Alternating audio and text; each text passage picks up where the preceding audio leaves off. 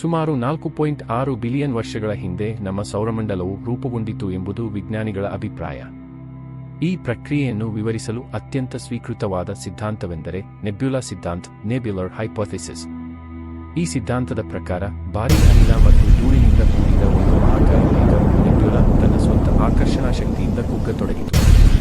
ನೆಬ್ಯುಲಾ ಕುಗ್ಗುವಾಗ ಅದು ವೇಗವಾಗಿ ಸುತ್ತಲು ಪ್ರಾರಂಭಿಸಿತು. ಇದರ ಪರಿಣಾಮವಾಗಿ ಮಧ್ಯಭಾಗದಲ್ಲಿ ಹೆಚ್ಚಿನ ದಟ್ಟತೆ ಉಂಟಾಗಿ ಅಲ್ಲಿ ಸೂರ್ಯನು ರೂಪುಗೊಂಡನು. ಉಳಿದ ಅನಿಲ ಮತ್ತು ಧೂಳು ವೃತ್ತಾಕಾರದ ಚಕ್ರದಂತೆ ಸೂರ್ಯನನ್ನು ಸುತ್ತುವಂತೆ ಹರಡಿತು. ಈ ಚಕ್ರದಲ್ಲಿನ ಸಣ್ಣ ಕಣಗಳು ಪರಸ್ಪರ ಡಿಕ್ಕಿ ಹೊಡೆದು ಸೇರಿ ದೊಡ್ಡ ಗುಂಡಿಗಳಾಗಿ ನಂತರ ಗ್ರಹಕಣಗಳು ಪ್ಲಾನೆಟೆಸಿಮಲ್ಸ್ ಮತ್ತು ಕ್ರಮೇಣ ಗ್ರಹಗಳು ರೂಪುಗೊಂಡವು. ಸೂರ್ಯನ ಸಮೀಪದಲ್ಲಿದ್ದ ಭಾಗದಲ್ಲಿ ಉಷ್ಣತೆ ಹೆಚ್ಚು ಇದ್ದುದರಿಂದ ಲೋಹ ಮತ್ತು ಶಿಲಾರೂಪದ ದ್ರವ್ಯಗಳಿಂದ ಭೂಮಿ, ಬುಧ, ಶುಕ್ರ ಮತ್ತು ಮಂಗಳ ಎಂಬ ಅಂತರಗ್ರಹಗಳು ನಿರ್ಮಾಣವಾದವು.